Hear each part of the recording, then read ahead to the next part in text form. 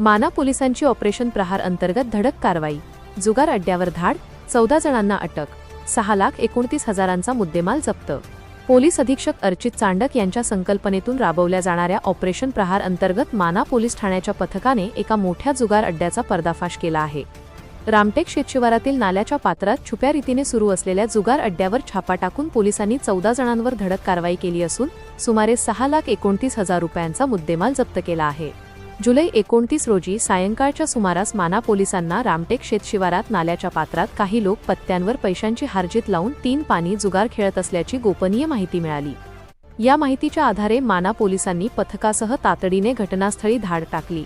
यावेळी 14 आरोपी 52 पत्त्यांवर जुगार खेळताना रंगेहात पकडले गेले। 6,29,735 रुपयांचा मुद्देमाल हस्तगत। पोलीस पथकाने केलेल्या या कारवाईत आरोपींकडून खालील मुद्देमाल जप्त करण्यात आला आहे।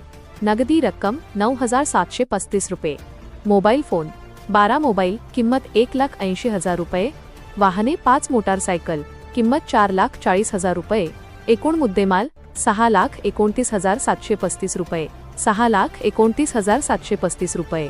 कायदेशीर कारवाई, ताब्यात घेण्यात आलेल्या सर्व 14 आरोपींविरुद्ध महाराष्ट्र जुगार प्रतिबंधक कायद्याअंतर्गत गुन्हा दाखल करण्यात आला असून त्यांना अटक करण्यात आली आहे।